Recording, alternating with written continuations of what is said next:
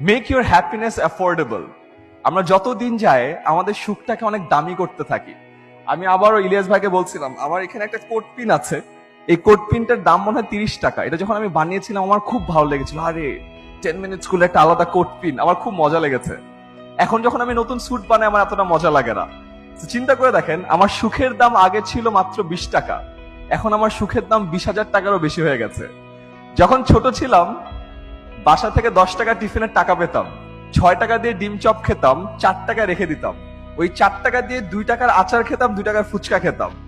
ওই 2 টাকার যে খুশি ছিল, এখন রেস্টুরেন্টে হাজার হাজার টাকার স্টেক খেলেও কিন্তু ওই আনন্দ পাওয়া যায় না। তো যে মোরাল অফ দ্য স্টোরি হলো, আপনি আপনার হ্যাপিনেসটাকে এত অ্যাফোর্ডেবল করেন যেন প্রতিদিন প্রতিনিয়ত এই জিনিসটা খুঁজে পান। এন্ড ফাইনালি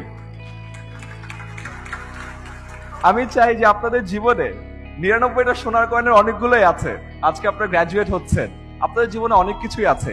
ওই অদৃশ্য একটা মুদ্রার পিছনে দৌড়ায়েন না, আপনার হ্যাপিনেসটাকে কঠিন করে ফেলেন না। Keep your happiness affordable. And যে হ্যাপিনেসের কথা বললাম, be happy and spread happiness, কারণ spreading happiness is the easiest thing that you can do. আমিও কিন্তু আয়মানের সঙ্গেই গলা মিলিয়ে আবারও বলতে চাই, আসলে ওই যে বলে দিনের শেষে আসলে কি চাই। আমি অনেক বড় ডিগ্রিধারী, আমি অনেক বড় সফল মানুষ, কিন্তু দিনের শেষে আমি কি সুখী মানুষ? আমি কি, এবং সেই সুখ যতটা না নিজে পেয়ে তার চেয়ে অনেক বেশি কিন্তু দিয়ে। কাজেই B happy and spread happiness.